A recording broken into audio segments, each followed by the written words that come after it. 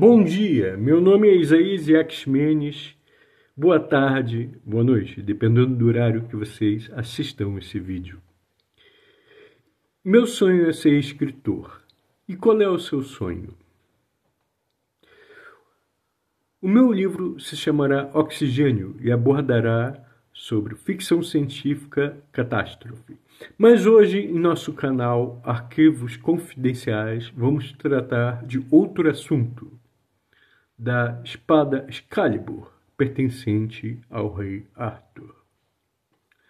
A Excalibur, conforme conhecemos, ela vem do livro de um inglês, La Mort d'Arthur, de Geoffrey de Monmouth.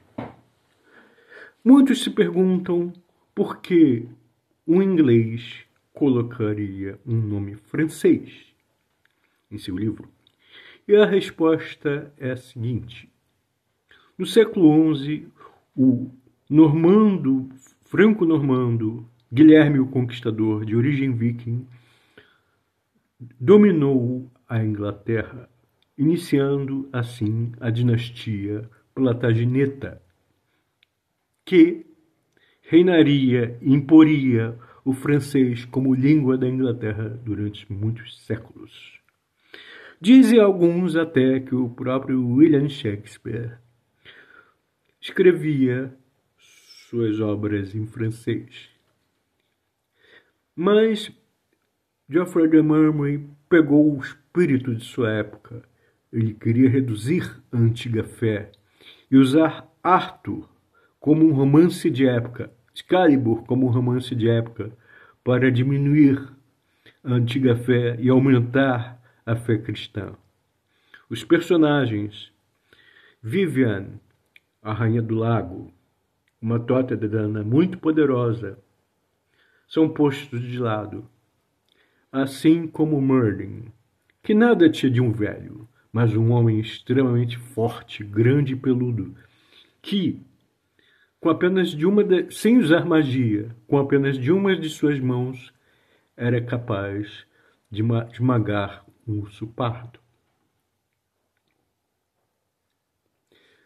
A Excalibur era uma espada de poder notável, capaz de destroçar qualquer escudo, armadura ou espadas. Se fosse uma espada de verdade, provavelmente a Excalibur seria uma espada de aço sarraceno, o Ascendu, que era um aço flexível.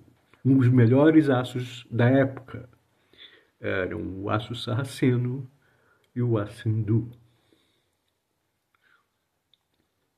Outra figura muito interessante se chama Mordred, filho de Arthur, com sua irmã, meia-irmã, Morgana Le Fay. Apenas Arthur e Mordred podem usar a Excalibur, porque somente neles corre o sangue de Pendragon, Uther Pendragon. Em termos mitológicos, na mitologia celta, entretanto, é muito diferente. Vamos colocar alguns detalhes. Primeiro, Arthur nunca foi inglês.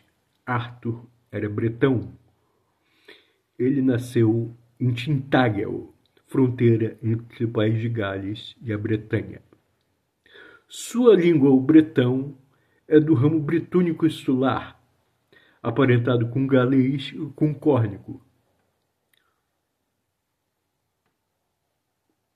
Os bretões foram expulsos pelos anglo-saxões. Os anglo-saxões, sim, darão origem aos ingleses.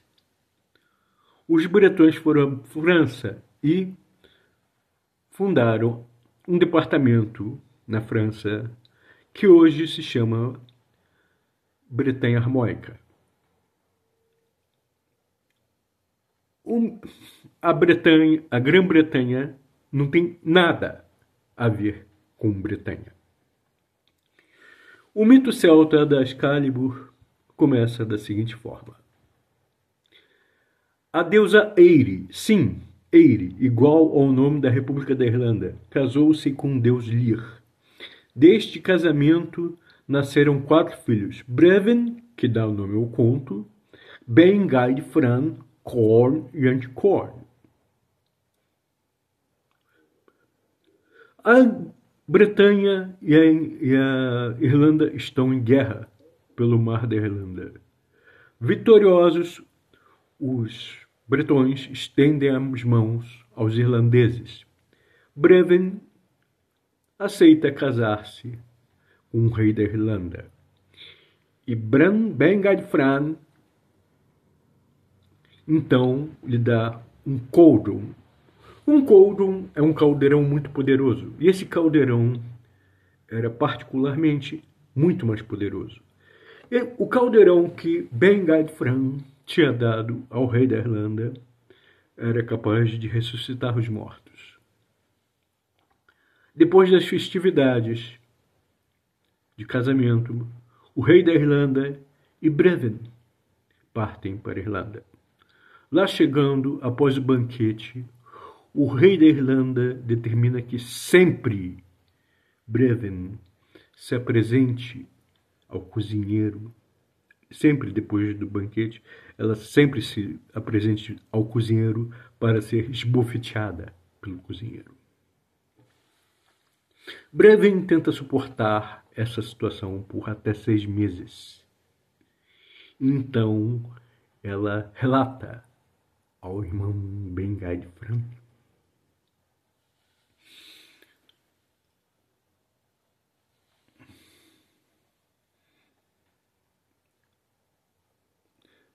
Ben-Gaid Fran,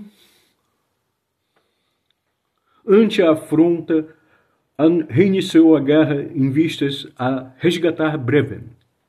O navio estava pronto, mas Ben-Gaid Fran não precisava de barco. Ele poderia ficar tão grande quanto o mar da Irlanda. Ben-Gaid Fran. Os irlandeses viram uma montanha aproximando-se. Era apenas a cabeça de Ben-Gaid Fran nas águas bretãs do mar da Irlanda. Ao aportarem na Irlanda, os irmãos Corn e Anticorn sabiam exatamente onde estavam os inimigos: relva, floresta ou montanha. Eles colocavam suas mãos e perguntavam: quem está aí? Para imediatamente esmagar-lhes a cabeça. Ben-Gaid Fran, seus irmãos e frotas pareciam vencer facilmente. Porém, o peso do caldeirão de presente voltava-se contra Ben-Gaid Fran, ressuscitando vários soldados irlandeses mortos. Ben-Gaid Fran, Corn, Anticorn e Brevin usam o máximo de suas forças e poderes divinos e conseguem vencer a guerra e voltar para a Bretanha. Não sem um altíssimo custo, pois Ben-Gaid Fran foi mortalmente ferido, com gravidade, e da recente brevidade de sua vida, agora mais parecida com o cintilar de uma vela do que a vida de um deus. Ben-Gaid Fran determinou aos servos que, no evento de sua morte, fosse enterrada sua cabeça no Monte Branco em Londres, e viria após ele um deus, um rei, que o sucederia. Durante 7 anos, nenhum inimigo deste ou de outros mundos eram páreos para a Bretanha. Os sides, portais intra- e extradimensionais, não tinham capacidade de ameaçar a Bretanha.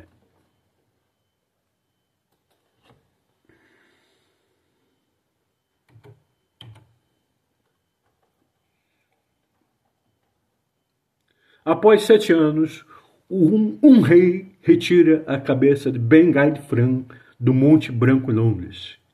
Esse rei é Arthur. E a cabeça do deus Ben-Ghail-Fran é a verdadeira Excalibur. Referências literárias: Historium Regium Britannia, Lebor Gabala Erin, ou Livro das Conquistas da Irlanda, Mabinogion. Postscript: a rainha Guinevere, o exemplo perfeito de mulher celta, guerreira, escolhia sua vontade seus maridos e amantes de uma sociedade matriarcal. Nunca existiu Lancelot Lake, criado por Chrétien de Troyes para ocultar algo que os cristãos e a igreja abominavam, mas para a antiga religião era algo tão comum quanto beber água no rio.